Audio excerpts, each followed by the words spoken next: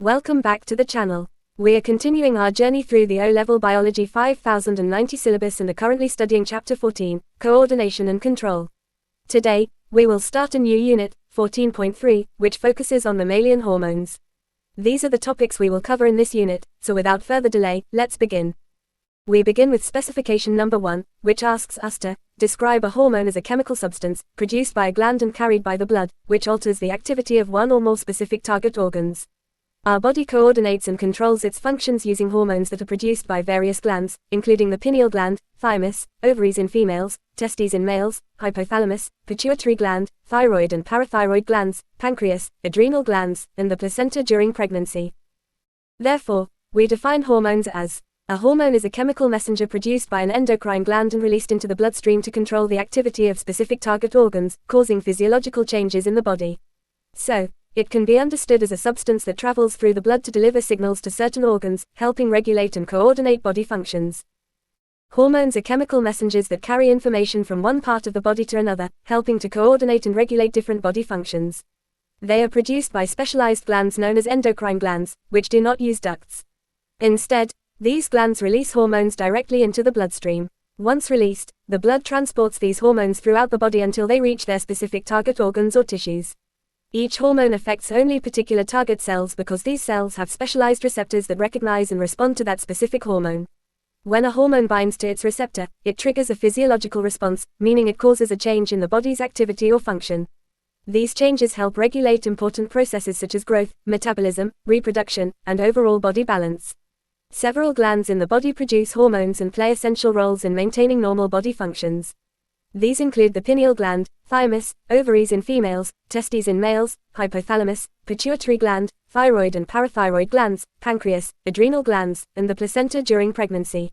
Together, all of these hormone-secreting glands form the endocrine system, which works to coordinate and control various activities within the body. Hormones are transported throughout the body via the bloodstream.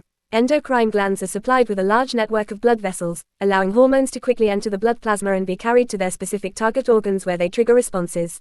Hormones only influence target cells that have receptors specially shaped to match them. These receptors may be located on the surface of the cell membrane or within the cell itself. Cells that lack the correct receptors remain unaffected by the hormone. The liver also plays an important role in controlling hormone levels by breaking down or modifying extra hormones present in the bloodstream, helping maintain balance in the body. Now, let's discuss hormone action and specificity. Hormones released by endocrine glands, such as the pancreas, enter nearby blood capillaries and are transported throughout the body by the bloodstream. However, they do not affect every cell they pass. Only target cells respond to a hormone because they possess receptors that are specifically shaped to fit that hormone. When the hormone binds to these receptors, it triggers a particular response in the target cell. Cells that do not have the correct receptors are not influenced by the hormone, ensuring that body functions are regulated accurately and efficiently. As shown here, the diagram explains how hormonal communication occurs and how hormones affect only particular cells within the endocrine system. It shows that pancreatic gland cells, which function as endocrine cells, produce and release hormones directly into nearby blood capillaries. Once secreted, these chemical messengers enter the bloodstream and are carried throughout the body. Although hormones travel widely in the blood, they only influence specific target cells. These target cells contain receptors that are specially shaped to match the hormone. When the hormone reaches these cells, it binds with the complementary receptor and triggers a particular cellular response in organs such as the liver or other target tissues. The diagram also shows non-target cells, which do not possess the correct receptors for that hormone. Even though these cells are exposed to the hormone as it circulates in the bloodstream, they remain unaffected because binding cannot occur. This selective action ensures that hormones regulate body functions accurately by producing responses only in the appropriate organs and tissues.